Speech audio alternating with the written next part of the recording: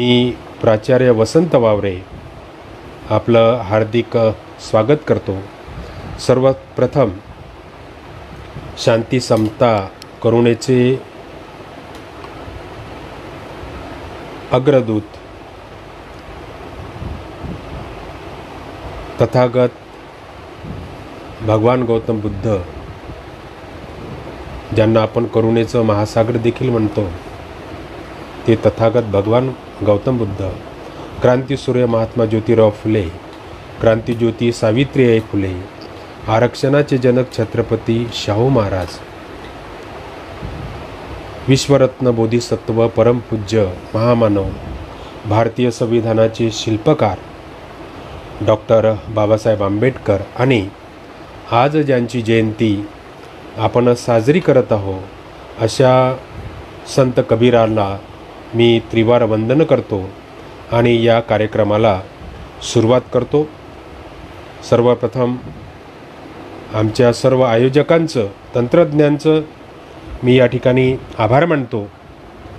मित्रांनो, आपल्या देशामध्ये अनेक संत झालेत, ज्यांना आपण संत म्हणतो, लोक संत म्हणतात, असे अनेक झालेत। परंतु हे सर्वच संत काही बहुजनवादी विचारसरणीचे होते असं आपल्याला म्हणता येणार नाही। मी बहुजनवादी संत ओळखण्याचे माझे काही निकष आहेत, आपले सुद्धा ते असावेत किंवा असेल। माझं बहुजनवादी संत कोण असतो, तर माझे काही निकष आहेत, ते मी आपणास सांगतो की जे बहुजनवादी किंवा जे संत असतात, त्या संताची सामाजिक न्यायाची भूमिका काय असते। सामाजिक न्याय म्हणजे काय? जात, वर्ण, वंश, धर्मलिंग इत्यादी घटकावर या संताची भूमिका समानतेची आहे की असमानतेची आहे, हा एक मुद्दा। दुसरा मुद्दा मी घेतो की हे जे संत असतात त्यांची अंधश्रद्धेबद्दल भूमिका काय आहे। जर हे संत अंधश्रद्धेच्या विरोधात भूमिका घेत असेल तर ते बहुजनवादी संत, आणि तेच जर अंधश्रद्धा पसरवत असेल तर त्यांना संत म्हणावं की म्हणू नये, हा प्रश्न मी आपल्यावर सोपवतो। दुसरा मुद्दा असा होता माझा की जर विश्वरत्न डॉक्टर बाबासाहेब आंबेडकर संत कबीर यांना गुरुच्या स्थानी मानतात, याचा अर्थ असा आहे की कबीरामध्ये काहीतरी विशेष असं होतं। कारण बाबासाहेब कोणत्याही येऱ्या गबाड्याला आपलं गुरु मानणारे नव्हते। त्याच्यामुळे बाबासाहेबांच्या मुळे आपल्याला कबीराचा या ठिकाणी परिचय झालेला आहे। आणि आपणाला हेही माहीत आहे की बाबासाहेबाचे गुरु बुद्ध होते, बाबासाहेबाचे गुरु कबीर होते, बाबासाहेबाचे फुले हे गुरु होते। आणि हे जे तीनही गुरु आहे ते एका जातीचे, एका धर्माचे नाहीत। म्हणजे आपण ज्याला धर्मनिरपेक्ष म्हणतो, तर बाबासाहेबा एवढा धर्मनिरपेक्ष व्यक्ती तुम्हाला सापडणार नाही। आणि बाबासाहेबाच्या या तीनही गुरूंनी सामाजिक विषमतेला विरोध केलेला आहे। तीनही गुरूंनी, तिघांनीही जन्मजात लादलेल्या धर्मसंकल्पनाचा त्याग केला। जे आतापर्यंत चालत आलेल्या होत्या धर्मसंकल्पना, या तिघांनीही त्याग केला किंवा विरोध केला। प्रसिद्ध विचारवंत लेखक राजा ढाले यांचं नाव आपणा सगळ्यांना माहीत असेल।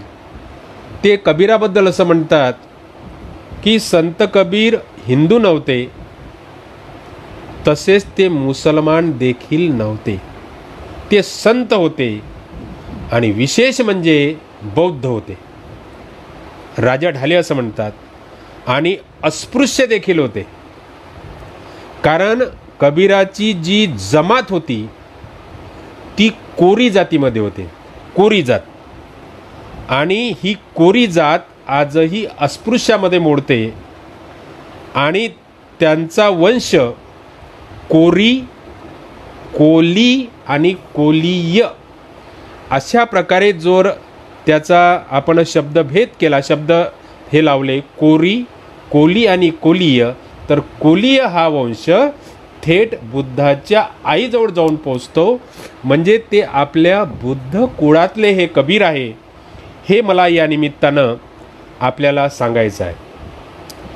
मी माझं व्याख्यान हे 2 भागामध्ये असणार आहे. पहिला भाग म्हणजे कबीराचं जीवन आणि जो अर्धा भाग आहे तो कबीरावर बुद्ध तत्त्वज्ञानाचा प्रभाव. अशा प्रकारे 2 भागामध्ये मी हे माझं व्याख्यान या ठिकाणी सांगणार आहे, करणार आहे. आजच व्हॉट्सॲपमध्ये कबीराच्या जयंतीच्या निमित्तानं अनेक मेसेज आले. मी काही वाचले त्याच्यामधले आणि त्यांच्या जन्माची कथा बऱ्याच याच्यामध्ये आली आणि त्याच्यामध्ये कबीराच्या जन्माबाबत अनेक मतभेद आहे आणि त्याच्यातली एक पहिली दंतकथा जी आज माझ्याही व्हॉट्सॲपवर आलेली आहे, आपण सुद्धा ती वाचली असेल. ती पहिली दंतकथा अशी होती की काशी हे नगर, आपल्या सगळ्यांना त्याचं नाव ऐकलं असेल, काहींनी पाहिलं देखील असेल. काशी या नगरीमध्ये एक ब्राह्मण राहत होता आणि या ब्राह्मणाची श्रद्धा या काशी येथील एक स्वामी होते रामानंद, याच्यावर मोठी श्रद्धा होती, भक्ती होती. आणि या ब्राह्मणाला एक मुलगीसुद्धा होती आणि ती मुलगी विधवा होती. तिचा पती मरण पावला होता. ती विधवा मुलगी त्या ब्राह्मणासोबत राहत होती. आणि एके दिवशी काय झालं की या ब्राह्मणानं आपल्या विधवा मुलीला घेऊन स्वामी रामानंदाच्या दर्शनाला त्या मुलीला नेलं आणि त्या रामानंदाने त्या मुलीला पुत्रवती भव असा आशीर्वाद दिला.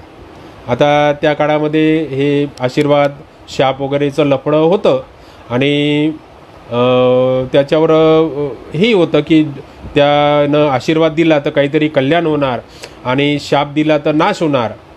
आणि त्या रामानंदाने पुत्रवती भव असा आशीर्वाद दिला. आशीर्वाद दिल्यानंतर मग तो ब्राह्मण आश्चर्यचकित झाला, महाराज हे काय झालं, आता तुम्ही पुत्रवती भव हा आशीर्वाद दिलेला आहे आणि ही माझी मुलगी तर विधवा आहे, मग आता कसं काय करायचं. तर त्याच्यावर तो स्वामी रामानंद असे म्हणाले की पहा, आता मी जो आशीर्वाद दिला तर तो तर आता काही मागं घेता येणार नाही. तीर तो कमान से छूट गया है, तो आता मागं घेता येणार नाही. कारण तेव्हाचे संत हे असेच होते, एक वेळचा आशीर्वाद एक वेळचा शाप दिला का मग त्याच्यावर काही उपाय नव्हता. तर आशीर्वाद तर आता मागे घेणार नाही, परंतु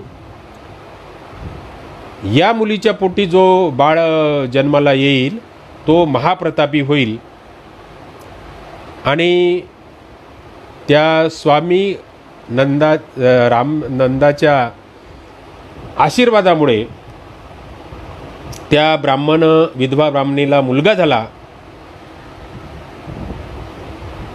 आणि मग विधवा असताना हा मुलगा झाला. मग लोकलज्जेस्तव, समाजाच्या भीतीस्तव तिनं काय केलं, त्या बाळाला घेतलं आणि तिनं लहर तारा या नदीच्या काठी त्या मुलाला सोडलं. आणि काही वेळाने त्या ठिकाणी जुलाहा, ज्याला आपण कोष्टी म्हणतो, तर असं दाम्पत्य नीरू आणि निमा नावाचं जे कबीराचे आपण ज्यांना वडील आई म्हणतो ते त्या ठिकाणी आले. त्यांनी त्या बाळाला बघितलं आणि त्याचं पालनपोषण केलं आणि हाच मुलगा पुढे कबीर म्हणून प्रसिद्ध झाला. आता ही जी दंतकथा मी आपणास सांगितली, या दंतकथेचा फोलपणा आपल्या लक्षात येईल की एकतर कबीराचा जन्म एका ब्राह्मणाच्या आशीर्वादानं झालेला आहे, लक्षात घ्या. दुसरी गोष्ट अशी की या भारताच्या इतिहासामध्ये आपण बघा, हे कबीराच्या बाबतीत झालेलं नाही फक्त, हे शिवाजी महाराजाच्या बाबतीत झालं, हे महात्मा फुलेच्या बाबतीत झालं, हे असे अनेक जे महान लोक होऊन गेले ना, त्याच्या बाबतीमध्ये हे झालेलं आहे की जर एखादा व्यक्ती जर पुढे महान होत असेल आणि ब्राह्मणाच्या उपस्थितीशिवाय ब्राह्मणाच्या शिवाय जर मोठा महान होत असेल तर मग ते आम्हाला कसं चालणार, कसं जमणार. आणि म्हणून मग अशा प्रकारचे ग्रंथ, अशा प्रकारच्या कथा ह्या रचल्या गेल्या की ज्याच्यामध्ये जाणीवपूर्वक ब्राह्मणांना टाकलेलं आहे. हे लक्षात घ्या. मी शिवाजी महाराजाचं आपणास उदाहरण देईल की आपणाला हे वारंवार सांगण्यात येतं की शिवाजी महाराजाचे गुरु दादोजी कोंडदेव, ज्यांनी त्यांना शस्त्र वगैरे, आपण पाठ्यपुस्तकात जेव्हा मी शिकत होतो तेव्हा त्या पाठ्यपुस्तकामध्ये चित्र असायचं, दादा कोंडके मोठे असे झालेले, त्याच्यासमोर लहानसा शिवाजी, आणि मग त्याच्यासमोर असा भाला वगैरे आपल्याला दाखवायला जायचा. आपल्या मेंदूमध्ये ते कोरल्या गेलं की दादोजी कोंडदेव हे शिवाजी महाराजाचे गुरु होते. परंतु जेव्हा मग पुढे आमच्या बहुजनामधले काही संशोधक निर्माण झाले आणि मग त्यांनी शोधून काढलं की दादोजी कोंडदेवानं फार तर त्यांना ते राज्यकारभाराचा हिशोब काहीतरी त्याचं मार्गदर्शन केलं असेल, परंतु युद्ध वगैरे हे ते ब्राह्मणाचं काम नव्हे, त्यांनी काही शिकवलेलं नाही. हे खरे शिवाजीचे गुरुच नव्हते. शिवाजीचा संबंध रामदासासोबत लावण्यात आला आणि जिथे रामदासाची सोबत कधी भेटच झाली नाही त्या ठिकाणी भेट दाखवण्याच्या कथा रचण्यात आल्या आणि शिवाजी महाराजाचे गुरु स्वामी समर्थ रामदास करण्यात आले. हे सुद्धा मग त्याचा फोलपणा कालांतरानं लक्षात आला. असंच तुम्हाला महात्मा फुलेच्या बाबतीत देखील सांगता येईल की महात्मा फुलेंचं महानपण कसं झालं, कशामुळे महान झाले, तर त्यांना काही ब्राह्मण मित्रांनी मदत केली आणि आमच्या डोक्यामध्ये मदत केली म्हणून ते महान झाले. भिडेचा वाडा, भिडेच्या वाड्यामध्ये शाळा सुरू केली, इतक्या वेळा सांगण्यात येतं की आमच्या डोक्यामध्ये ते शिरलाय की पहिली शाळा भिडेच्या वाड्यात काढली. असं समजा की महात्मा फुलेंना भिडेनं वाडा दिला नसता तर काय त्यांनी शाळा सुरू केली नसती. महात्मा फुले एवढे जिद्दी होते की त्यांनी कुठल्याही परिस्थितीमध्ये कोणाचीही मदत घेऊन त्यांनी शाळा सुरू केली असती. पण याच्यामुळं होतं काय की ब्राह्मणांनी मदत केली, ठीक आहे, मदत केली, थँक्यू. परंतु त्याच्यामुळं होतं काय की महात्मा फुल्यांना मांगाने मदत केली, महात्मा फुल्यांना रामोशांनी मदत केली, महात्मा फुल्यांना इतर बहुजन लोकांनी मदत केली, ते मात्र दुर्लक्षित होतात आणि भलतेच समोर येते ज्यांनी थोडंफार सहकार्य केलं असेल. मी नाही म्हणत नाही, परंतु त्यांचाच जास्त उदो केला जातो आणि आमचे बहुजनवादी लोक हे दूर सारल्या जाते. हे या निमित्तानं मला सांगायचं आहे.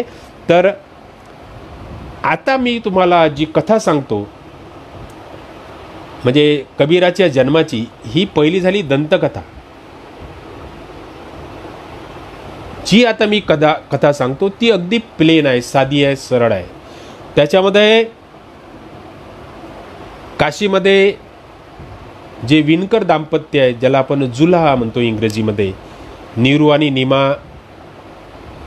हे दोघं जण राहत होते.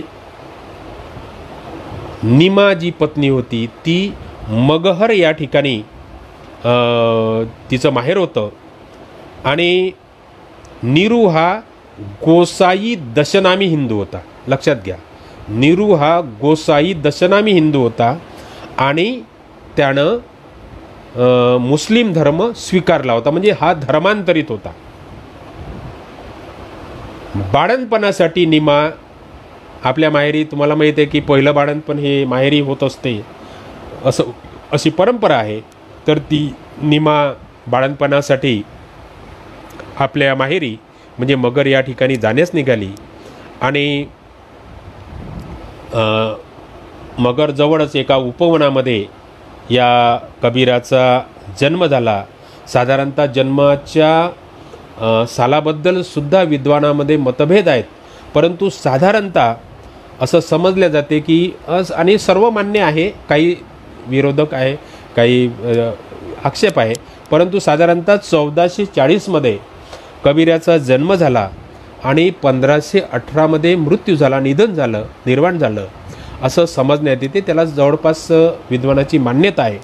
तेव्हा हा जो 1440 आणि 1518चा जो काळ आहे, या काळामध्ये आपल्या भारतामध्ये बहलूल लोदी, त्याच्यानंतर सिकंदर लोदी आणि इब्राहिम लोदी या घराण्याचं राज्य होतं, मुसलमानांचं राज्य होतं.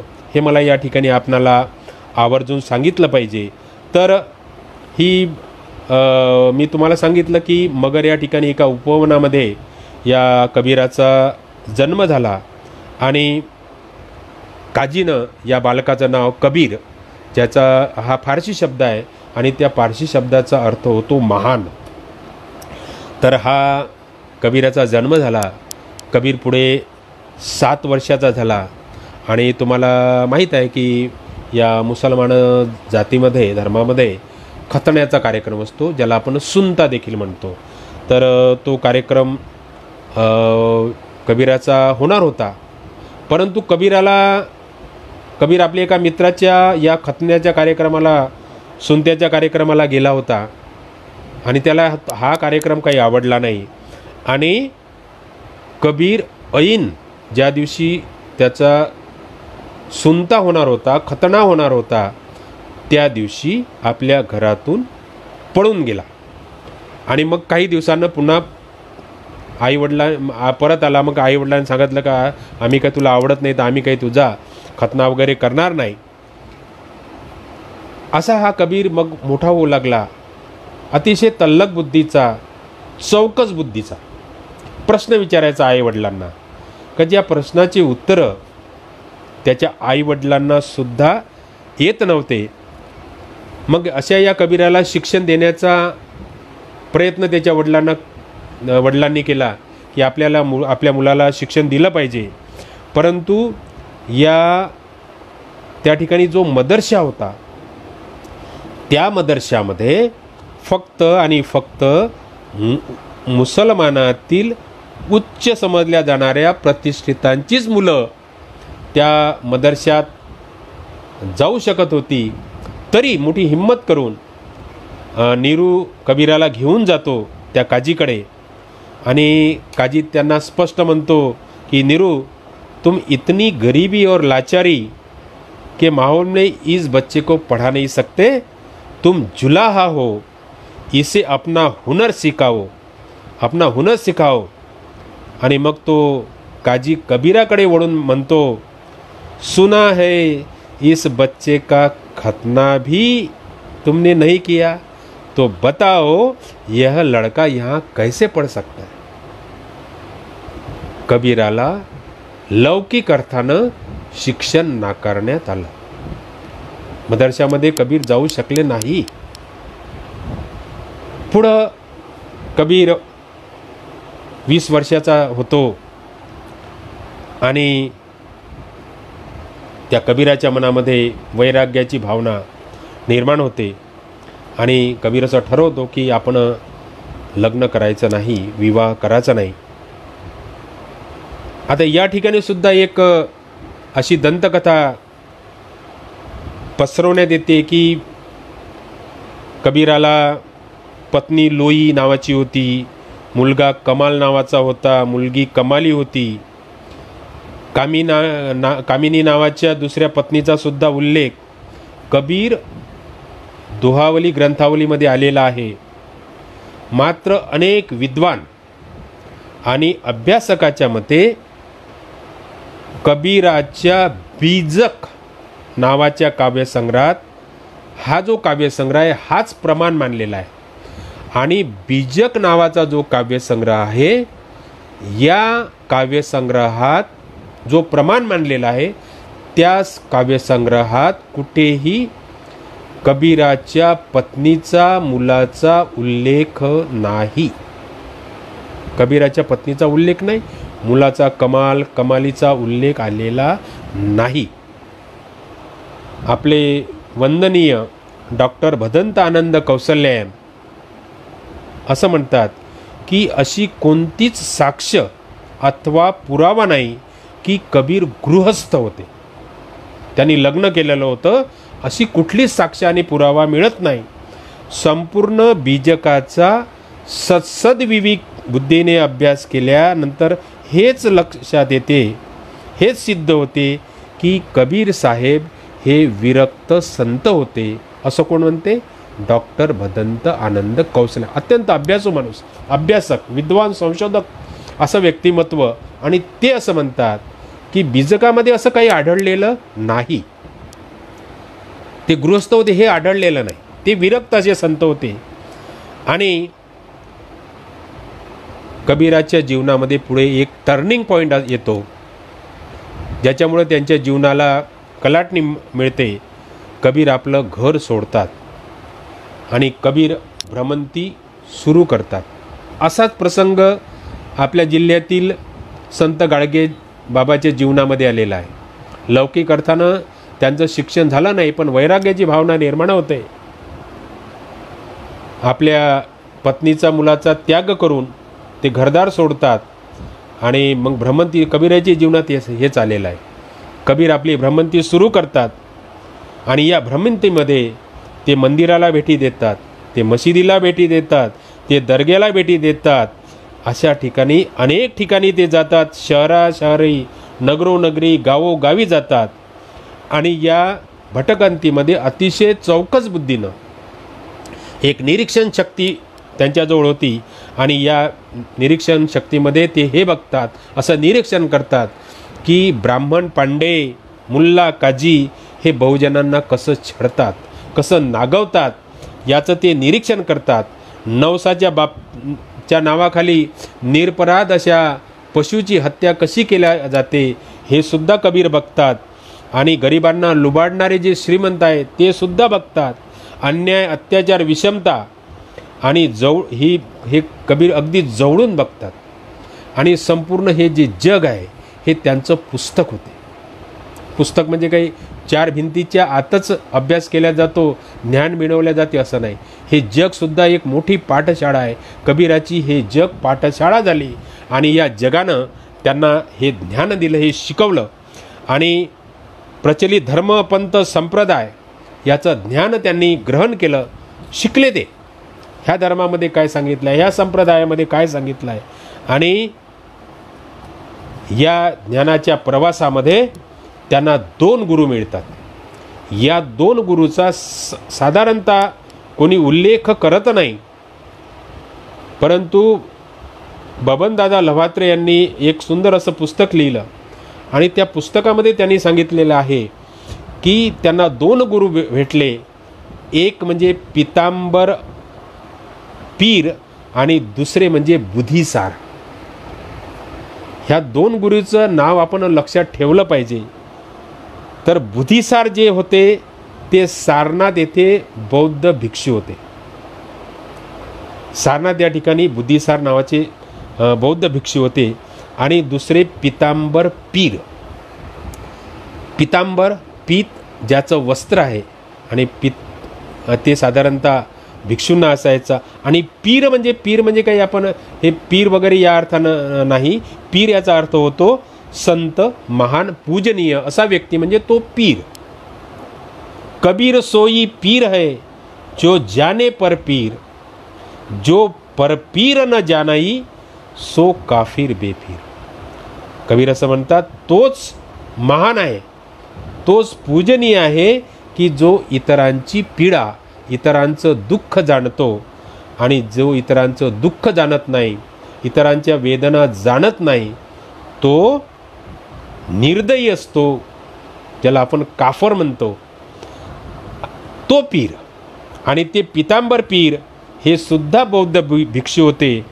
आणि म्हणून कबीर असं म्हणतात, हज हमारी गोमती तीर. माझं हज, मला हजला जाण्याचं काही गरज नाही. हज हमारी गोमती तीर, जहाँ बसही पितांबर पीर, शिव की पुरी म्हणजे काशी. शिव की पुरी बसे है बुद्धीसार, जहा तुम मिली के करहू विचार. या दोघांनी मला विचार दिलेले आहेत असं कबीर लिहितात. आणि हेही आपण लक्षात घेतलं पाहिजे.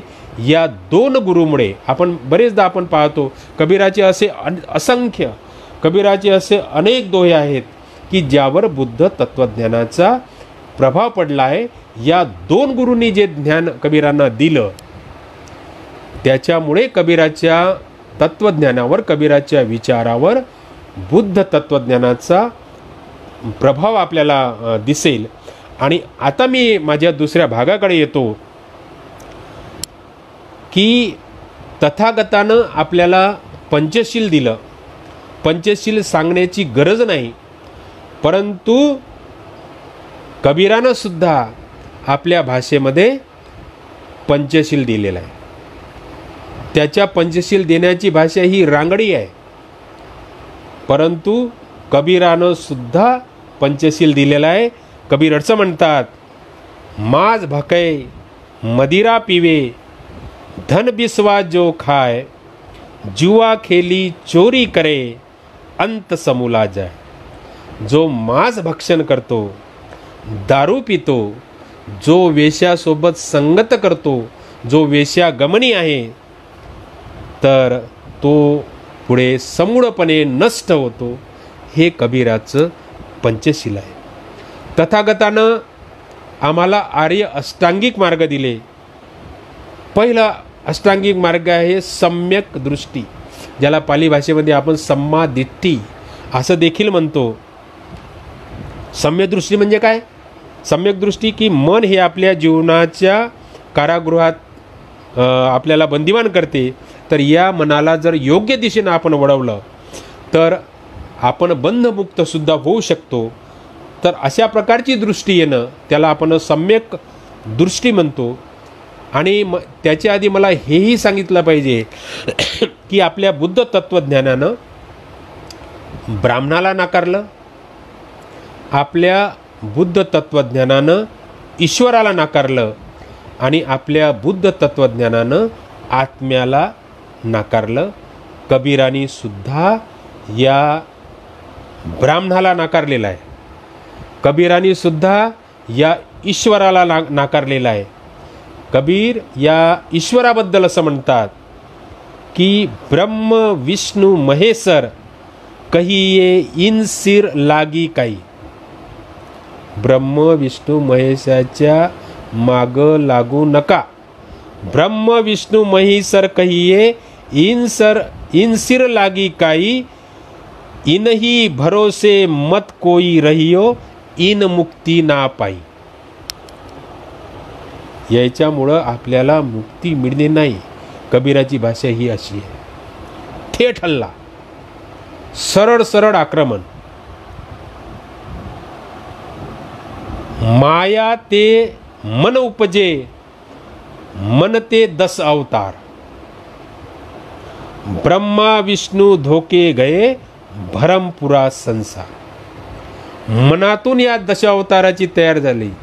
कुर्म अवतार, वरा अवतार, नरसिंह अवतार मनानं हे तयार केलेले आहेत. माया ते मन उपजे, मन ते 10 अवतार. मनानं 10 अवतार तयार केले आहे.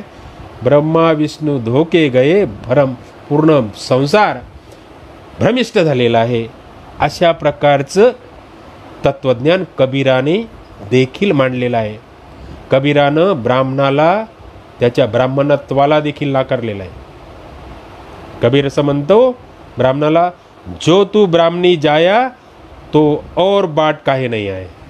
जर तू ब्राह्मण आहेस, स्वतःला मोठा श्रेष्ठ समजतो, स्वतःला महान समजतो, स्वतःला वंदनीय समजतो, तर तू इतराप्रमाणे जसं इतर लोक जन्म घेतात, ज्या मार्गातून जन्म घेतात त्याच मार्गातून तू का आला? तू दुसऱ्या मार्गाने का नाही आला? आणि मुसलमानाला देखील असं म्हणतात कबीर की जो तू तुरक नी जाया, तो भीतरी खतना क्यों न कराया. तू स्वतःला मुसलमान समजतो, स्वतःला उच्च समजतो, श्रेष्ठ. कारण मुसलमानाचं राज्य होतं. मुसलमान स्वतःला काजी स्वतःला श्रेष्ठ समजायचे. कबीर मुसलमानाला देखील कबीर थेट प्रश्न विचारतात, जो तू तुरक तुरक नहीं जाया तो भीतर ही खतना क्यों न कराया. अंदरच्या आत पोटातल्या पोटात तू खतना का नाही केला. म्हणजे बाहेर आला असता तर आम्हाला समजलं असतं हा ब्राह्मण, हा दुसऱ्या मार्गाने आला, हा ब्राह्मण आहे, याचा खतना झालेला आहे पोटातच, हा मुसलमान आहे. परंतु ईश्वरानं, देवानं असं काही, निसर्गानं असं काहीही केलेलं नाही. सर्व मानव समान आहे. कबीरानं ब्राह्मणाला देखील नाकारलेला आहे. कबीराचा आत्मा अनेक वेळा शब्द आलेला आहे, परंतु कबीराच्या आत्म्याचा अर्थ मन. आत्मा म्हणजे काही जसं इतर पुराण कथेमध्ये सांगितल्या जाते, शरीर राहते आणि मग आत्मा निघून जातो, त्या अर्थाचा आत्मा नाही आहे. आत्मा याचा अर्थ मन, आणि अशा अर्थाने कबीराचा तो दोहा आलेला आहे. आणि म्हणून सम्यक दृष्टी कबीर देखील सांगतात, मन के मते न चलिए मन के मते अनेक, जो मन पर सवार है सो साधू कोई एक. मनाप्रमाणे चालू नका, त्याच्या मनावर आरूढ व्हा, मनाला आपल्या ताब्यात ठेवा. आणि जो असा साधू, जो असा संत आपल्या मनाला नियंत्रण ठेवतो, असे साधू फार कमी असतात, एखादा असतो. मन के हारे हार है मन के जीते जीत, मन ही के प्रति कहे कबीर गुरु पाइये मन ही के प्रति. मन जर हारलं, मनानं जर कच खाल्ली, पराभव स्वीकारला, तर आपण 100% हारू. पण मनानं जर ठरवलं का आपल्याला जिंकायचंच, ही लढाई जिंकायचीच, तर 100% आपण यशस्वी होणार. आणि या मनामुळेच आपल्याला आपला सद्गुरू, आपला ज्ञान आपल्याला मिळतं, असं कबीर महाराज म्हणतात. कुंभे बांधा जल रहे जल बिन कुंभ न होय, ज्ञाने बांधा मन रहे मन बिन ज्ञान ना होय. ज्याप्रमाणे मडकं हे पाण्याला बांधून ठेवतं, त्याप्रमाणे जसं पाण्याशिवाय मडकं असू शकत नाही. कुंभे बांधा जल रहे जल बिन कुंभ न होय, ज्ञाने बांधा मन रहे. तसं या ज्ञानाला हे मन बांधून ठेवतं. ज्ञाने बांधा मन रहे, ज्ञान हे मनाला बांधून ठेवतं. ज्ञानामुळेच मन बांधलं. जर तुम्ही ज्ञानी असाल, तुम्ही विद्वान असाल खऱ्या अर्थाने, तर तुम्ही तुमच्या मनावर नियंत्रण ठेवू शकतात. आणि एक अजरामर सत्य कबीर सांगतात, मन बिनु ज्ञान ना होय. या मनाच्या तुम्ही जसा विचार करता तशा पद्धतीची ज्ञानाची निर्मिती होते. खरं म्हणजे हा तथागताचा विचार आहे, पण कबीर या पद्धतीनं मांडतात. आणि म्हणून कबीर हेही सांगतात की नहाए धोए क्या हुआ, जो मन मैल न जाए, मीन सदा जल में रहे, धोए बास न जाए. म्हणून या आंघोळ केल्यामुळं नाही होत. आंघोळ केल्यानं काही फायदा नाही. म्हणजे फायदा आहे, पण तसा फायदा नाही. त्याच्यासाठी मन आपल्याला स्वच्छ ठेवावं लागेल. शरीर तर स्वच्छ ठेवावंच लागेल, परंतु मनाची स्वच्छता देखील तेवढीच महत्त्वाची आहे. आणि म्हणून कबीर महाराज माशाचं उदाहरण देतात. अरे तो मासा पाण्यामध्येच राहतो, परंतु जेव्हा तो मासा बाहेर आपण काढतो, किती धुवा आणि किती स्वच्छ करा, परंतु त्याचा जो वास आहे तो वास काही जात नाही, त्याचा अज्ञान काही जात नाही. आणि म्हणून आपल्या मनाला स्वच्छ ठेवा, असा कबीर उपदेश करतात. तथागतांनी आपल्याला सम्यक वाचा दिली. वाचेवर नियंत्रण पाहिजे. आणि कबीर देखील वाचेवर अत्यंत सुंदर असे, अत्यंत महत्त्वाचे असे दोहे देतात, बुद्धाच्या तत्वज्ञानावर आधारित. कबीर असं म्हणतात, ऐसी बानी बोलिये मन का आपा खोय, मन का ना आपा खोय, आवरण को शीतल करे आपहू शीतल होय. कबीर असं म्हणतात की असं बोला की मनाचा अहंकार, मनाचा आपा, मनाचं नियंत्रण हे निसटता कामा नये. असं बोला की आपल्या बोलण्यामुळे दुसऱ्याला शीतलता मिळेल, त्याला शांती मिळेल, त्याला सुख मिळेल. आणि त्याच्यामुळं काय होईल की आपणही शांत होऊ आणि तो समोरचा माणूस देखील शांत होईल. आणि कबीर महाराज दुसरंही असं म्हणतात, शब्द संभारे बोलिये शब्द के हाथ ना पाव, एक शब्द करे औषधी दूजा करेगा. एक शब्द करे औषधी दूजा करे. म्हणून शब्द हे अतिशय सांभाळून बोलायचे असतात. आपल्याला माहीत आहे हे जे काही लढाया, भांडणं, मारामाऱ्या याची सुरुवातच मुळात शब्दापासून होत असते. आपण अनेक लोक काही वाईट अर्वाच्य बोलतात, दुसऱ्याला राग येतो, मग मारामाऱ्या, खून, ह्या सगळ्या गोष्टी होतात. म्हणून कबीर म्हणतात शब्द समारे बोली. या शब्दाला हात पाय नसतात बरं, परंतु हातापायाच्या माणसापेक्षा सुद्धा हे शब्द भयंकर असतात.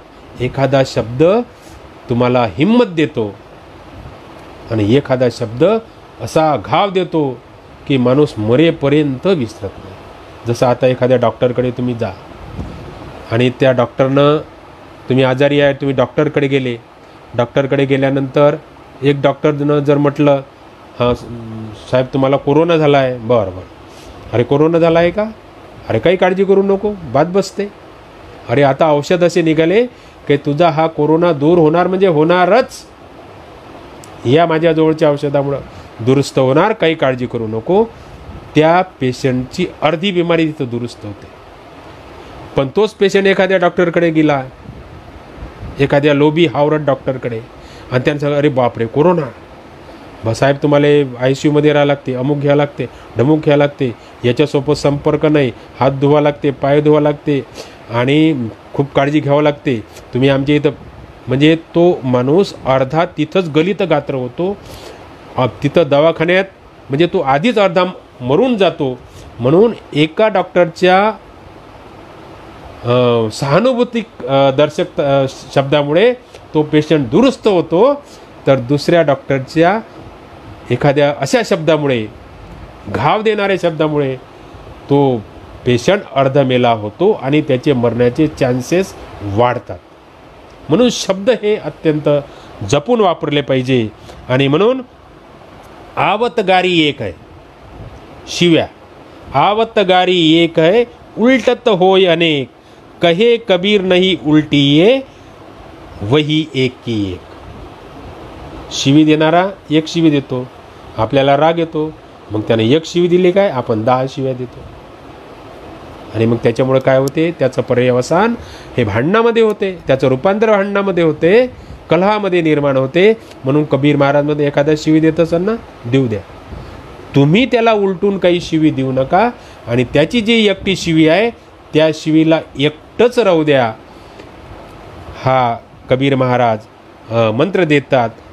दुसरा अजून दुआ आहे जो तुम्ही ऐकला असेल, कागा काको धन हरे, कोयल काको दे, मिठे शब्द सुनाय के जग अपनो करले. कावडा कोणाचं धन चोरत नाही आणि कोकिळा कोणाला धन देत नाही, तरी मात्र कोकिळाचा आवाज अतिशय मंजूळ असतो, अतिशय गोड असतो. कावड्याचा कर्कशपणा कोणी ऐकत नाही, परंतु कोकिळेचा जो गोड आवाज आहे त्याच्याकडे सर्वांचे कान लागतात. आणि म्हणून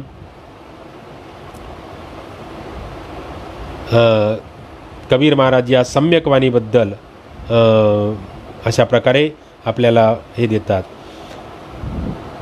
कबीर या समान दृष्टीबद्दल असं म्हणतात, समदृष्टी तब जानिए शीतल समता होय, सब जीवन की आत्मा लखे एकसी होय. समदृष्टी म्हणजे तेच की सगळीकडे शीतल अशा प्रकारची समता आहे, कोणी लहान नाही, कोणी मोठा नाही, सम्यदृष्टी. सब जीवन की, सर्व कोणी लहान असो, मोठा असो, गोर असो, गरीब असो, उच्च असो, नीच असो, पुरुष असो, स्त्री असो, याच्यामध्ये जे मन आहे, याच्यामध्ये जे आत्मा आहे ती सर्वांची सारखीच आहे असं समजणं म्हणजे सम्यक दृष्टी. त्याच्यानंतर तथागतांनी आपणाला सम्यक कर्मांत सांगितलेले आहे. सम्यक कर्मांत म्हणजे काय, योग्य वर्तन ठेवणं. कबीर महाराज काय म्हणतात, करता था तो क्यों रहा, अब करी क्यों पछताए, बोवे पेड़ बबुल का आम कहा ते खाय. जेव्हा करायचं होतं तेव्हा केलं नाही. अरे तू आयुष्यभर बाभळीचं बी पेरलंस जमिनीमध्ये आणि अपेक्षा आंब्याच्या झाडाची करतो, तर असं होणार नाही. तू वाईट पेरलं तर वाईटच त्याच्यातून उगवणार आहे. बाभळीचं बी पेरलं तर त्याच्यामधून बाभवडच निघणार आहे, त्याच्यापासून आंबे मिळणार नाही. आणि म्हणून आपलं आचरण, आपलं वर्तन हे योग्य ठेवायचं. मद तो बहुतक भांती का, गर्व मोठा असतो. कबीर महाराज योग्य वर्तन म्हणजे कसं ठेवायचं. मत तो बहुतक भांती का, नाही न जाने कोय ताही न जाने कोय. आपल्यामध्ये गर्व असतो हेच मुळात कोणाला समजत नाही.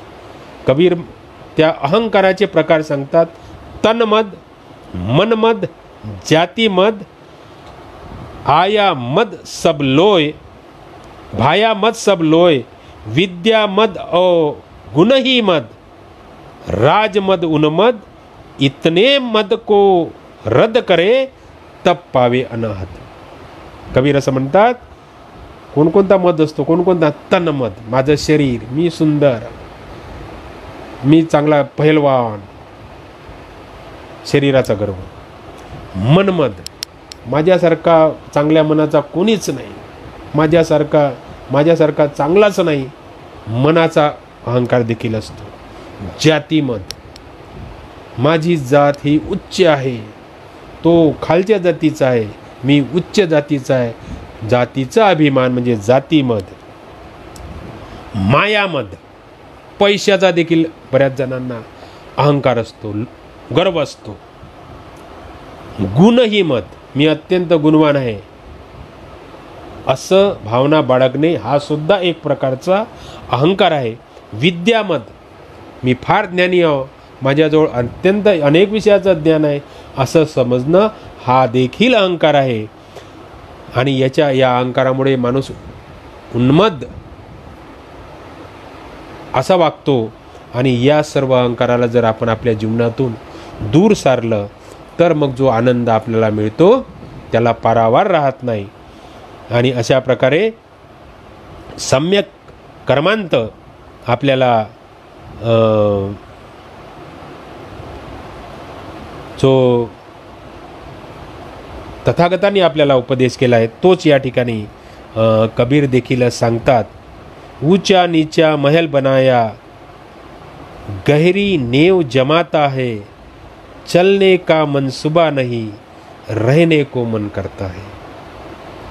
लहान मोठं घर बांधलं, महल बांधला आणि त्याचा पाय मोठा मजबूत, काही पाऊस नाही लागत घराले. आणि मग जेव्हा जाण्याची वेळ येते, वर जाण्याची वेळ येते, हे शरीर सोडण्याची वेळ येते, याचं मन मोठं याच्यामध्ये गुंतलेलं असते. शरीर प्राण लवकरात लवकर त्यागत नाही. जाने का चलने का मनसूबा नहीं, रहने को मन करता है. कोड़ी कोड़ी माया जोड़ी, गाड़ी जमी में रहता धरता है, जे ही लेना है सो ले जाइए, पापी बही बही भरता है. कवडी कवडी, पैसा पैसा जमून जमून खूप मोठी संपत्ती गोळा केली, जमिनीत गाडली संपत्ती, कोणी चोरून नेऊ नये म्हणून. आता जमिनीत नाही काढत, आता बँकेत ठेवतात. अर्थ तोच आहे. जेही लयना सो ले जाय. आणि मग ज्याला न्यायचं ते घेऊन जातात.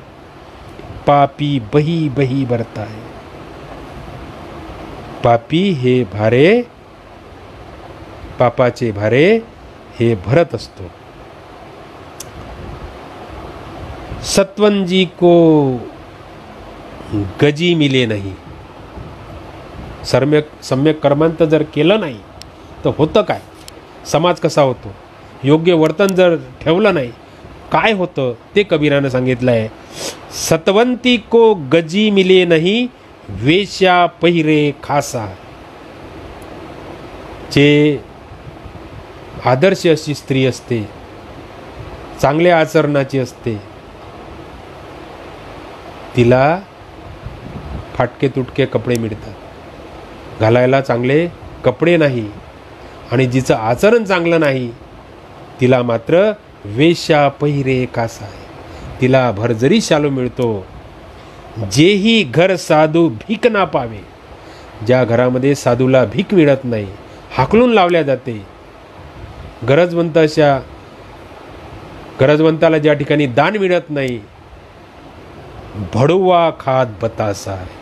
त्या ठिकाणी भडवे लोक, हे बत्तासा त्यांना मिळतो. अशी परिस्थिती सम्यक कर्मांताचं जर आचरण केलं नाही तर होते.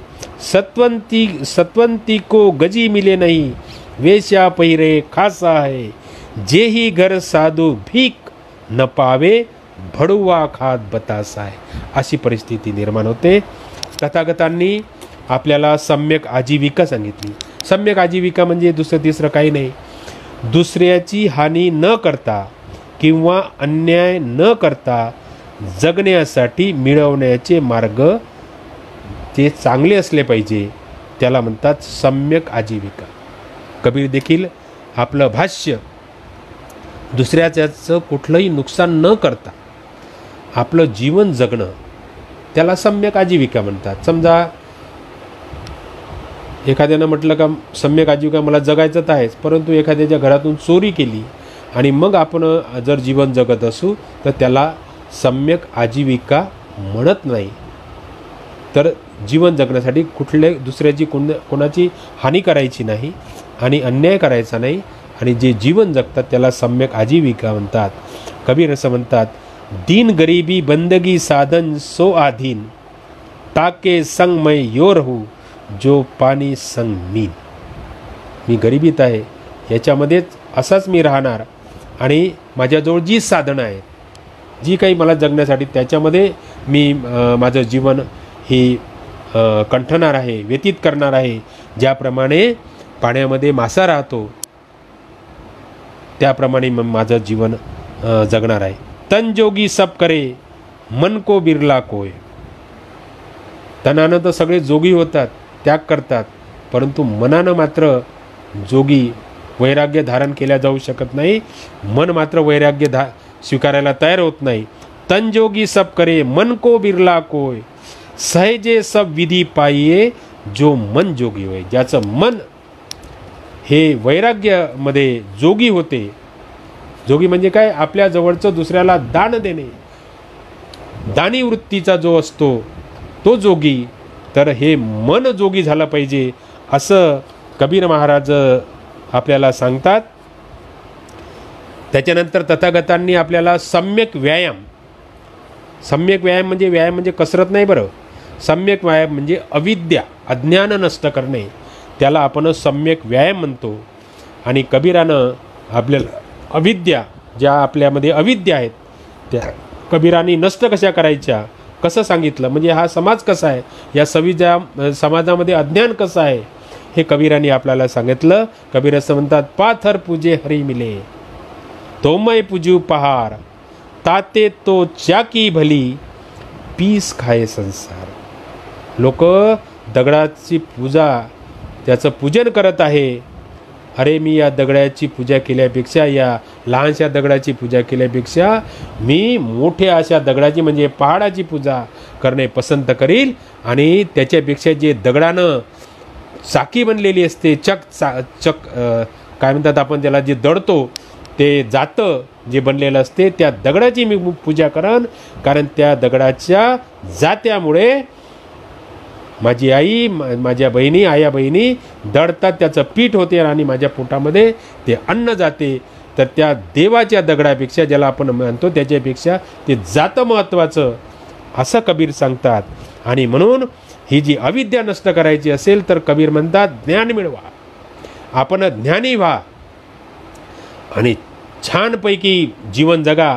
आणि म्हणून कबीर महाराज म्हणतात, हत्ती चढिये ज्ञान का, सहज दुलीच्या डारी, स्वान रूप संसार है, भूकंदे झकमारी.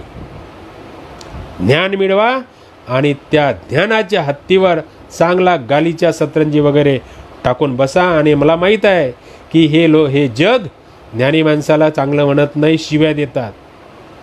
तुम्ही हत्तीवर बसा ज्ञानाच्या, आणि लोक भुंकतायत तुमच्यावर, बेलाशक भुंकू द्या, बिलकुल काळजी करायची नाही, तुम्ही आपल्या मार्गाने चाला. अशा प्रकारे कबीर महाराज उपदेश देतात. सम्यक स्मृती, आपल्याला तथागतांनी सम्यक स्मृती दिलेली आहे. सम्यक स्मृती म्हणजे जागरूकपणा व विचारीपणा आणि दुष्ट वासनावर, मनामध्ये अनेक दुष्ट वासना आपल्यामध्ये निर्माण होतात त्याच्यावर पहारा ठेवण्याचं, या मनाला नियंत्रित ठेवणे, या वासना कुठं जाऊ नयेत, मन कुठं जाऊ नये, वाईट गोष्टीकडे जाऊ नये, याच्यासाठी सम्यक स्मृती असते. कबीर देखील या सम्यक स्मृतीचा या बुद्ध तत्वज्ञानाच्या बाबतीत आपलं मार्गदर्शन करतात. सूर प्रकाश तहे रैन कहा पाइये, रैन प्रकाश नहीं सुर भासे, ज्ञान प्रकाश अज्ञान कहाँ पाइये, होय अज्ञान तह ज्ञान नासे, काम बलवान तहा प्रेम कहा पाइये, प्रेम जहाँ होय तहा काम नाही, कहे कबीर सत विचार है, समझ विचार कर देख माई. जिथे सूर्यप्रकाश असतो तिथं अंधार, तिथं रात्र नसते. सूर्यप्रकाश जिथं असते तिथं रात्र नसते, आणि जिथं रात्र असते तिथे सूर्य नसतो, प्रकाश नसतो. सूर प्रकाश तहा रैन कहा पाइये, रन प्रकाश नहीं सूर भासे. सूर म्हणजे सूर्य. ज्ञान प्रकाश अज्ञान कहा पाइये, जिथं ज्ञान आहे तिथं अज्ञान नसते. होय अज्ञान तहा ज्ञान नासे. ज्या ठिकाणी अज्ञान आहे तिथं ज्ञान नसतं. काम बलवान तहा प्रेम का पाहिजे. जिथे मनामध्ये कामाची भावना, कामवासना निर्माण झाली त्या ठिकाणी प्रेम राहू शकत नाही. आणि जिथं प्रेम असते तिथं कामभावना, तिथं कामवासना राहू शकत नाही. कहे कबीर यह सत्य विचार आहे. हा मी सांगतो हे माझे सत्य विचार आहे. समज विचार कर देख माई. आणि हे विचार याच्यावर तू विचार कर. आणि चित्ताची जी एकाग्रता असते, आपल्या तथागतांनी सांगितलं लोभ याच्यामध्ये अडथळे असतात. चित्ताची एकाग्रता निर्माण करायला लोभ, द्वेष, आळस, सुस्ती, संशय, अनिश्चय हे अडथळे आहेत. आणि म्हणून ते दूर करण्याचा मार्ग म्हणजे समाधी. समाधी म्हणजे चित्ताची एकाग्रता.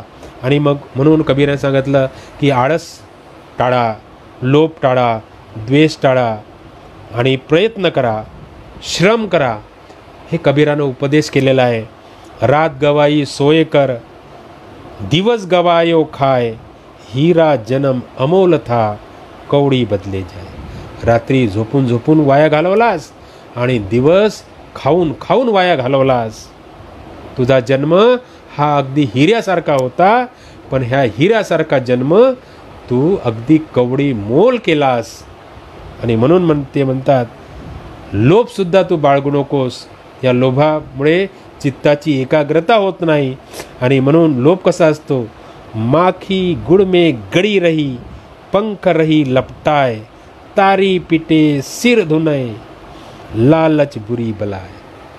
त्या लहानशा त्या गुळाच्या कडे पाहून, तो गुळ चिकट असा गुळ, त्याच्याकडे माशी आकृष्ट होते आणि जीभ फसते, तिचा पाय फसतो, तिचे पंख फसतात आणि मग ती डोकं आपटते, परंतु त्या गुळातून तिला बाहेर निघता येत नाही. तर अशा प्रकारची लालच असते, अशा प्रकारचा लोभ असतो असं कबीर महाराज म्हणतात. आणि कबीर म्हणतात आळस झटका, श्रमाला महत्त्व द्या. श्रम ही ते सब कुछ बने. श्रमामुळे सर्व काही होऊ शकते, मेहनतीमुळे सगळं काही होऊ शकते. बिन श्रम मिले न काय. बिना श्रमानं काहीही मिळत नाही. वरदान, आशीर्वाद याच्या भरोशावर राहू नका. कबीर महाराज स्पष्ट सांगतात, श्रम ही ते सब कुछ बने, बिना श्रम मिले न काही, सीधी उंगली घी जमो कभो निकसे नाही. श्रमाशिवाय काही मिळत नाही. बोट जर सरळ टाका, घीच्या याच्यामध्ये, तुपाच्या याच्यामध्ये निघत नाही. थोडंसं वाकडं करण्याचं श्रम घ्यावं लागते, तेव्हाच घी तुम्हाला मिळणार. आणि तथागतांनी आपल्याला शील मार्ग दिला आहे. कबीराने सुद्धा शील मार्ग सांगितलेला आहे. कबीर असं म्हणतात, शीलवान म्हणजे काय, कबीर व्याख्या करतात. शीलवंत कसा असतो शीलवंत, शीलवंत सबसे बड़ा, सब रत्नों की खान, तीन लोक की संपदा, रही शील में. शीलवान जो मनुष्य असतो त्याच्या मध्ये तीनही लोकाची संपत्ती, तो शीलवान जो मनुष्य असतो एवढा ग्रेट असतो, एवढा मान असतो की लौकिक अर्थाने त्याच्याकडे कदाचित संपत्ती नसे, परंतु तो शीलवान असतो म्हणून तो जगातला सर्वात श्रीमंत असतो. त्याचा सन्मान, त्याचा आदर सगळेजण करतात. आणि सील क्षमा जब उपजे अलख दृष्टी तब होय, बिना शील पहुँचे नहीं लाख कथे जो कोय. शील क्षमा ज्याच्या हृदयात निर्माण होते, ज्याच्यामध्ये शील निर्माण होते, ज्याच्यामध्ये क्षमा निर्माण होते, त्याच्यामध्ये जो दृष्टिकोन निर्माण होतो तो उच्च कोटीचा होतो. अलख दृष्टी तब होय, बिना शील पहुँचे नाही लाख कथे जोग. कथा कहाण्या पुराण सांगणारे खूप आहेत, पण हे सांगणारे जर शीलवान नसतील तर काहीही उपयोग त्यांचा नसतो, असं कबीर महाराज म्हणतात. आणि म्हणून ज्ञानी ध्यानी संयमी दाता सूर अनेक, जपिया तपिया बहुत है शीलवंत कोई एक. ज्ञानी मिळतील, संयमी मिळतील, दानी मिळतील आणि सूर मिळेल, असे सुरमा भेटतील. परंतु जपिया तपिया जप तप करणारे खूप भेटतील, परंतु शीलवान मनुष्य मात्र फार रेअर असे असतात. आणि म्हणून कबीरानी शील मार्ग देखील आपल्याला तथागताचा सांगितलेला आहे. तथागतानी जो शील मार्ग सांगितला त्याच्यामध्ये पहिलं शील, दुसरं दान, परतफेडीची अपेक्षा. दान म्हणजे तथागत आपची व्याख्या काय, तर परतफेडीची अपेक्षा न करता दुसऱ्याच्या भल्यासाठी मालमत्ता, रक्त, देह किंवा प्राणार्पण करणे त्याला दान म्हणतात. दुसऱ्याच्या भल्यासाठी आपली संपत्ती, आपण जर काही कोणत्या कामासाठी वर्गणी देत असेल, चांगल्या कामासाठी जर देत असेल तर ते खऱ्या अर्थानं दान. आपण जर ज्याला गरज असेल त्याला रक्त देत असेल, रक्तदान करत असेल तर ते खऱ्या अर्थानं दान. आपलं शरीर, आपले श्रम, आपलं कष्ट जर दुसऱ्याच्या कामी लागत असेल तर ते खरं दान.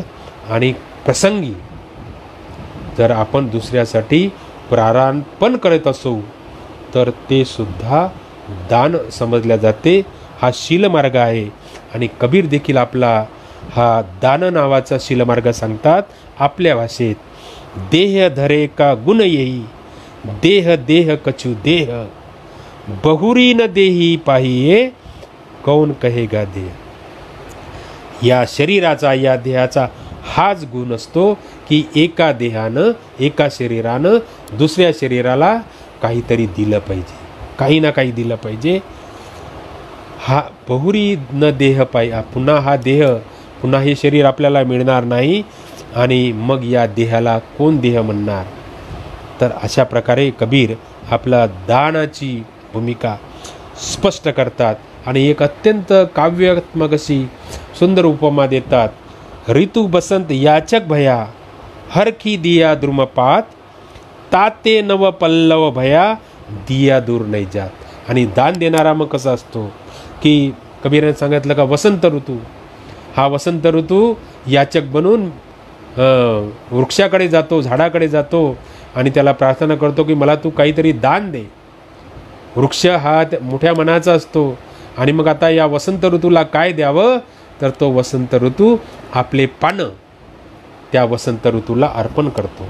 आणि तुम्ही बघा वसंत ऋतूच्या थोडंसं सुरुवातीला हे जे झाडाची पानं गळतात.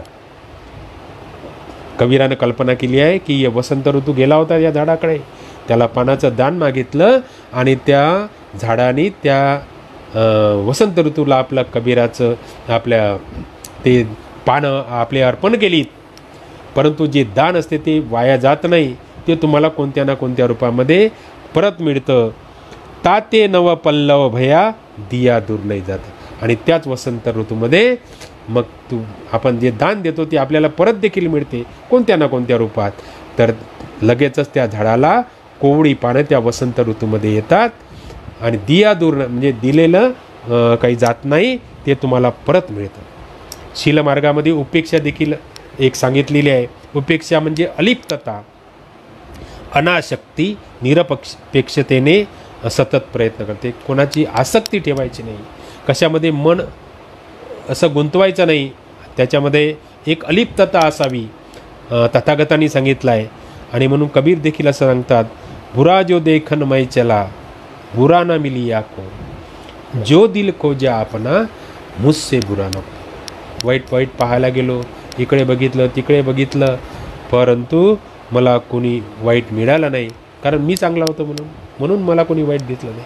आणि मग मी जेव्हा स्वतःचं हृदय पाहिलं, अलिप्तता ज्याला आपण म्हणतो, अनासक्ती, तेव्हा मला आढळलं, अरे आपणच तर वाईट आहोत. मग मी माझ्यामध्ये आधी सुधारणा केली पाहिजे, तेव्हा हे जग सुधरेल. तथागतांनी शीलमार्गामध्ये नैष्क्रम्य सांगितलेलं आहे. नैष्क्रम्य म्हणजे ऐहिक सुखाचा त्याग. ही जी सुख आपल्याला मिळते आहे त्याचा थोडा त्याग करायला देखील, त्याच्या मोहामध्ये आपण गुंतून राहायला नको. आणि म्हणून मग कबीरा अजरामर सत्य सांगतात का, अरे बाबा तुझा जन्म झाला, तो जन्म झाला तर तू केव्हा ना केव्हा मरणार. तेव्हा मग त्याला ते जागेवर येण्यासाठी कबीर महाराज म्हणतात, हाड जले लकडी जले, जले जलावन हार, कौतुक हारा भी जले, कासो करू पुकार. हाडं जळतात, त्याच्यासोबत लाकडंही जळतात, त्या लाकडावर टाकलेले फुलं माळा ते सुद्धा जळतात, तिथं उपस्थित राहणारे ते सुद्धा काही एखाद्या ना एका दिवशी ते सुद्धा जळणार. आणि हे मी कोणाला सांगू, हे दुःख मी कोणाला सांगू. माटी कहे कुम्हार से तू क्या रोंदे मोहे, एक दिन ऐसा आएगा मैं रोंदूगी तो. माटी म्हणते, अरे कुंभारा तू काय मला तुडवतोस, पण एक दिवस असा येईल की मी तुला तुडवणार, मी तुला दफन करणार. आणि मग धन रहे ना जोबन रहे, रहे गाम ना ठाम, कबीर जग में जस रहे, करी दे किसी के काम. तुझ्याजवळ तुझं धन राहणार नाही, तुझ्याजवळ संपत्ती राहणार नाही, आणि तुझं जे यौवन आहे, जे तुझं तारुण्य आहे, ते सुद्धा कायम शेवटपर्यंत राहणार नाही. तुझं गाव देखील राहणार नाही, तुझा ठाव ठिकाणा राहणार नाही. आणि मग काय राहतं फक्त, तर तू कोणासाठी झटला, कोणाचं काम केलं असेल, कोणासाठी कार्य केलं असेल, सत्कृत्य केलं असेल, तेच लोक लक्षात ठेवतील. म्हणून बाबा तू असं कर, कोणाचं ना कोणासाठी धावून जा, कोणाचं करी दे किसी काका, कोणाच्या मदतीला धावून जा. तथागतांनी आपल्याला शीलमार्गामध्ये वीर्य सांगितलं आहे. वीर्य म्हणजे योग्य प्रयत्न, त्याला वीर्य म्हटलं जाते. आणि योग्य प्रयत्न आपण सगळ्यांनी केले पाहिजे. कबीर देखील तथागताचा हा दृष्टिकोन आपल्या भाषेत मांडतात. जिन खोजा तीन पाईया, गहरे पाणी पैठ, मै बापुरा बुडंडरा, रहा किनारे बैठ. ज्यानं प्रयत्न केले, ज्यानं शोधलं त्याला सापडलं, ज्यानं शोधलं त्याला सापडलं. जे मोती शोधणारे लोक असतात, खूप खोलवर अशा समुद्राच्या तळाशी जातात आणि त्या ठिकाणी मोती शोधून आणतात, कारण ते शोधतात. प्रत्येक वेळेस त्यांच्या बुडीमध्ये त्यांना मोती मिळेलच असं नाही. 1 वेळा 2 वेळा 10 वेळा 100 वेळा जातात, पण त्यांना केव्हा ना केव्हा ते मोती मिळतात, घेऊन येतात मोती. मै बापुरा बुडंडरा, आम्ही मात्र बुडालाच घाबरतो, प्रयत्न करायलाच घाबरतो. रहा किनारे बैठ, आणि त्या किनाऱ्यावर आपण बसून राहतो. किन्हे बिना उपाय के देव कबहू नाही देत. देव कोणालाही प्रयत्न केल्याशिवाय देत नाही. खेत बीजे बोवे नाही, तो क्यों जामे खेत. बीज पेरलं नाही तर त्या शेतीची मशागत करण्यामध्ये, त्या शेतीमध्ये पीक येईल का. जर बीज पेरलं नाही, म्हणजे प्रयत्न हे फार आवश्यकता असतात. शीलमार्गामध्ये तथागतांनी आपल्याला शांती सांगितली आहे. शांती म्हणजे क्षमाशीलता, द्वेषाला द्वेषाने उत्तर न देणे. आपल्या मनामध्ये क्षमा असली पाहिजे. कबीर म्हणतात, क्षमा क्रोध की क्षय करे, जो काहू पै होय, कहे कबीर ता दास को, गंजी सके नहीं कोय. क्षमा क्रोध की क्षय करे. क्षमा क्रोधाला नष्ट करते, किती रागाला असेल. पण मन जर क्षमा असेल तर तुमचा राग, क्षमावान असेल, क्षमाशील असेल तर तुमचा हे राग शांत करते. जो काहू पै होय, ज्याच्याजवळ क्षमा असते, अशा विनम्र क्षमावान व्यक्तीचे कोणीच काही बिघडवू शकत नाही. गंजी सके नाही कोय. करगस सम दुर्जन बचन, रहे संत जन टार, बिजुली पडे समुद्र में, कहाँ सकेगी जार. दुष्टाचं बोलणं हे करवतीसारखं असतं, परंतु संत चांगले लोक हे क्षमाशील असतात आणि ते हे बोलणं सहन करतात. आणि कबीर मग दुसरं एक उपमा देतात की समजा समुद्रामध्ये वीज पडली तर ती काय जाळणार आहे. समुद्र म्हणजे एक संत व्यक्ती, आणि त्या समुद्रामध्ये जर एखादी वीज पडली तर ती समुद्राला जाळू शकत नाही, काय जाणणार आहे ती. तर याप्रमाणे, आणि म्हणून तथागतांनी आपल्याला सत्य हे आपल्याला सांगितलेलं आहे. शीलमार्गमध्ये सत्य आहे, तर सत्याची व्याख्या करण्याची काही गरज नाही, कारण तुम्हाला माहीत आहे.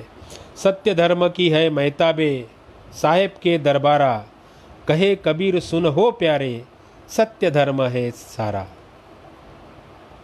या सत्य धर्माचा सुगंध देवाच्या, ईश्वराच्या दरबारामध्ये पसरलेला आहे. आणि कबीर असं म्हणतात की हा जे काही आहे ते सर्व हे माझ्या आवडत्यांनो, लाडक्यांनो, हा सत्य धर्म तुम्ही स्वीकारा. साचे कोई न पती जई, झूठे जग पतिताय, गली गली गोरस फिरे, मदिरा बैठी. हे दुःख त्यांनी व्यक्त केलं की मी सत्य सांगतो आहे परंतु त्याच्यावर कोणी विश्वास ठेवत नाही. हे जग असं आहे की सत्य सांगणारा जो असतो त्या सत्यावर कोणी विश्वास ठेवत नाही, खोटं मात्र लवकर स्वीकारतात. मग दुसरं उदाहरण देतात की दूध, ताक, दही असेल त्याला फिरावं लागतं आणि दारू मात्र बसल्या जागी विकल्या जाते. साज बराबर तप नहीं, झूठ बराबर पाप, जाके हृदय साच है, ता हृदय गुरुआ. सत्यासारखं तप नाही आणि असत्यासारखं पाप नाही. ज्याच्या हृदयामध्ये सत्य आहे त्याच्या हृदयामध्ये गुरु, सद्गुरू वसत असतो. सत्य सांगतात पुन्हा कबीर महाराज, तू कहता कागज लेखी, मैं कहता आखीन देखी, मैं कहता सुरझावन हारी, तू राख्यो उर्जाई रे. सत्य तू सांगतो की मी ग्रंथात लिहिलं, पुराणात लिहिलं ते सत्य आहे, आणि मी असं म्हणतो का मी जे पाहिलं, मी ज्याचा अनुभव घेतला ते सत्य आहे. तथागत देखील हेच सांगतात.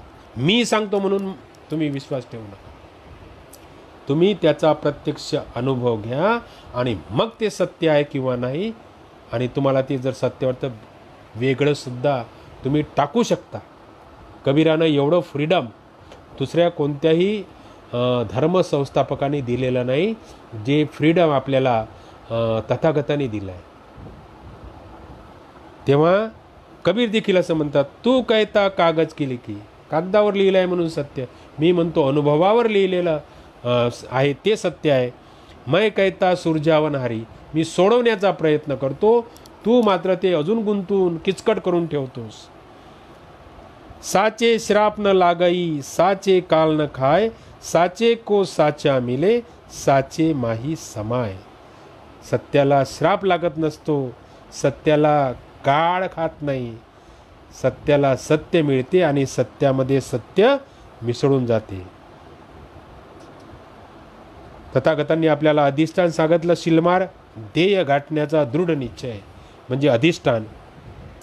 कबीर महाराज म्हणतात, ध्येय जर गाठायचं असेल तर तुम्हाला एक निश्चय करावा लागेल काल करे सो आज कर, आज करे सो अब, पल में परलय होएगी, बहुरी करेगा कब. कालचं काम आज कर आणि आजचं काम आत्ता कर. पुढं कोणतं संकट येणार आहे हे तुला माहीत नाही आणि म्हणून ते काम लवकर उरकवण्याचा प्रयत्न करण्याचा प्रयत्न कर. कबीरा खडा बाजार में, ध्येय गाठण्याचा. कबीर निघालेला आहे आपल्या घराला दाराला. क्रांतीचा झेंडा त्याच्या हातामध्ये आहे, बंडाचा झेंडा त्याच्यामध्ये आहे. तो धर्माच्या, तथाकथित धर्माच्या, जे आधी सांगितले आहे त्या धर्माच्या विरोधात बोलत आहे. त्या प्रामाण्याला तो नाकारत आहे, त्या विचाराला तो नाकारत आहे. हा बंडाचा झेंडा कबीराने हाती घेतलेला आहे आणि कबीर म्हणतो, कबीरा खडा बाजार में, लिए लुकाटी हात. मी क्रांतीची काठी, बंडाची काठी हातामध्ये घेऊन मी बाजारामध्ये उभा आहे. जो घर जाले आपणा, चलो हमारे साथ. ज्यांना आपल्या घर जाडायचं आहे, ज्यांना मनाची संगत द्यायची आहे. आणि माझी संगत म्हणजे अशी साधी सोपी नाही. तुम्हाला तुमच्या घरादाराचा त्याग करावा लागेल, तेव्हा तुम्ही माझ्यासोबत येऊ शकता. जो घर जाले आपणा, चलो हमारे साथ. शीलमार्गामध्ये तथागतांनी करुणा सांगितली आहे. करुणा म्हणजे काय? सर्व मानवाविषयी प्रेमपूर्वक दयाशीलता, सर्व मानवाविषयी. कबीर सांगतात, दुर्बल को न सताइए, जाकी मोटी हाय, बिना जीव की सास से लोहा भस्म होई जाए. दुर्बलांना कधी त्रास देऊ नका, त्यांच्यावर प्रेम करा, त्यांना आवश्यक असेल तर मदत करा. आणि जर तुम्ही त्यांना त्रास देत असाल तर ते मोठ्यानं तर नाही पण मनातल्या मनात तुम्हाला शाप देतात.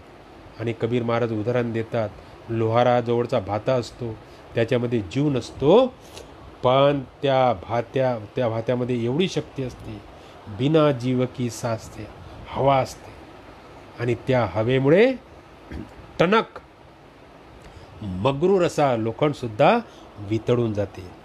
तथागतांनी आपल्याला मैत्री सांगितलेली आहे. ही मैत्री म्हणजे काय? सर्वाविषयी, अगदी शत्रूविषयी सुद्धा बंधुभावाची भावना असणे, त्याला म्हणतात मैत्री. आणि कबीर महाराज तर स्पष्ट सांगतात, निंदक तुमचा शत्रू असेल ना, नो प्रॉब्लेम, तो निंदक असेल त्याचासुद्धा आदर करा, त्याचासुद्धा सत्कार करा. निंदक नीरे राखी, आंगन कुटी छुवाय, बिन पाणी साबून बिना निर्मल करे सुभाय. निंदक जो असेल ना, तुमचा शत्रू असेल, अरे त्याला जवळच ठेवा, काही दूर ठेवू नका. त्याला मस्त छानपैकी आपल्या अंगणातच घर बांधून द्या. कारण तो असा असतो निंदक, जो टीकाकार असतो, तो बिना पाणी बिना साबणाचं तुमचं मन स्वच्छ ठेवत असतो. तो टीका करतो तुमच्यावर. मग आपल्याला असं वाटतं आपल्याकडून हे चुकलं नाही पाहिजे, कारण तो मग आपलं वर्तन आपोआप दुरुस्त होते. आणि म्हणून अशा शब्दामध्ये कबीर त्या निंदकाची स्तुती करतात. निंदक मेरा जनी मरो, जियो आदि जुगादी, कबीर सद्गुरु पाइये, निंदक के प्रसादी. हे निंदका, हे टीकाकारा, तू कधी मरू नकोस. निंदक मेरा जनी मरो, हे निंदका तू मरू नकोस. जियो आदि जुगादी, तू युगानुयोगे जिवंत राहा, तू जिवंतच राहा बाबा. कबीर सद्गुरु पाइये, निंदक के प्रसादी. तुझ्यामुळेच तर मला सद्गुरू, माझा गुरु, माझं खरं ज्ञान हे मला निंदकामुळे मिळते. मित्रांनो, अगदी शेवटचे 2 मिनिट मी या ठिकाणी आपले घेतो. जवळपास 1.5 तास या ठिकाणी होत आहे. शेवटी कबीरावर संशोधन करणारे, ज्यांनी अत्यंत अनमोल असा ग्रंथ लिहिला, ते होते G.H. वेस्टकास्ट नावाचे गृहस्थ. आणि यांनी कबीरावर अत्यंत मौलिक अशा प्रकारचं संशोधन केलेलं आहे. आणि ते असं म्हणतात, he that will not reason is a bigot, is a bigot, BIGOT. He that will not reason is a bigot. जो कारण मीमांसा करत नाही तो कर्मठ होय. बिगट, कर्मठ. जो कारण मीमांसा त्याला समजते पण करत नाही, जुन्याच गोष्टीवर विश्वास ठेवतो, तो कर्मठ. He that will not reason is a bigot. He that cannot reason is a fool. जो कारण मीमांसा करू शकत नाही, करताच येत नाही, इज अ फूल, तो मूर्ख असतो. He that dare not reason is a slave. आणि जो कारण मीमांसा करण्याची हिम्मत दाखवत नाही तो गुलाम होय. He that dare not reason is a slave. तो गुलाम होय. कारण मीमांसा, चिकित्सा, कार्यकारण भाव हे केलाच पाहिजे. चिकित्सा ही केलीच पाहिजे, कारण मीमांसा ही केलीच पाहिजे. दुसऱ्याला पटो अथवा न पटो, मी सत्य हे सांगितलं पाहिजे आणि ही कारण मीमांसा केली पाहिजे. कबीरानं त्याच्या काळामध्ये ही कारण मीमांसा करण्याची हिम्मत दाखवली. ही अत्यंत त्या काळामध्ये, म्हणजे त्या काळामध्ये ही हिम्मत कबीरानं दाखवली आणि अशा प्रकारचे विचार त्या काळामध्ये मांडले. ही अत्यंत अद्भुत अशा प्रकारची घटना आहे असं मी समजतो. आणि कबीराच्या निधनानंतर दोन्ही म्हणजे त्यांचे शिष्य हे लोकप्रिय एवढे कबीर झाले होते, एवढे लोकप्रिय की कबीराचा पंथ देखील निघाला. हे त्यांच्या लोकप्रियतेचं. हिंदूही होते आणि मुसलमानही. त्यांचे शिष्य त्यांचे हे हिंदू होते आणि मुसलमान दोघांनी सुद्धा त्यांच्या मृत शरीरावर अधिकार सांगितला होता आणि ती फुलं यांना वाटण्यात आली होती, मुसलमानांना यांना. आणि तो एवढा भाग काही महत्त्वाचा आहे असं मला वाटत नाही. कारण बाकीच्याच त्याच्या आपण बरेच वेळा मी बघतो की त्याच्या मरण्यावर, चमत्कारावर आणि त्यांच्या जन्मावर याच्यावर जास्त बोलल्या जातं, परंतु त्याच्या विचारावर फार कमी बोलल्या जाते. आणि या दृष्टीनं माझा यामध्ये भर होता की कबीराचे काही दोहे घेऊन कबीरावर बुद्ध तत्त्वज्ञानाचा परिणाम कसा पडला होता हे मला या निमित्तानं सांगायचं होतं. आणि मी जे वेस्टकास्टचं शेवटचं वाक्य जे सांगितलं, he that dare not reason is a slave. जो कारण मीमांसा करण्याची हिंमत दाखवत नाही तो गुलाम होय. आपणामध्ये कबीरानं जी कारण मीमांसा केली आणि गुलामीतून कबीर मुक्त झाले. मला एवढं माहीत आहे की आपल्या प्रत्येकामध्ये एक कबीर दडलेला असतो, एक मीमांसक, एक चिकित्सक, एक तत्त्वज्ञानी दडलेला असतो. तर त्या कबीराला आपण आपल्या वाचनानं, आपल्या ज्ञानानं, आपल्या माहितीनं तो कबीर आपण आपल्या मनातला जिवंत ठेवा अशी मी आपणास विनंती करतो. आणि या जयंतदिनी कबीराला पुन्हा त्रिवार वंदन करतो. आपण मला शांतपणे ऐकून घेतलं, म्हणजे उपायच नव्हता, शांतपणे ऐकावंच लागत होतं कारण हे ऑनलाईन आहे. तर मी सर्वांचे आभार मानतो. माझ्या बोलण्यामुळे कोणाचे काही मनं दुखावले असतील तर त्यांची क्षमा मागण्याचा काही प्रश्नच नाही, कारण हे कबीरने विचार मांडलेले आहेत. तर त्यांची क्षमा वगैरे या भानगडीत न पडता मी माझ्या विचाराला या ठिकाणी, माझ्या व्याख्यानाला या ठिकाणी विराम देतो. जय भीम, जय भारत, धन्यवाद.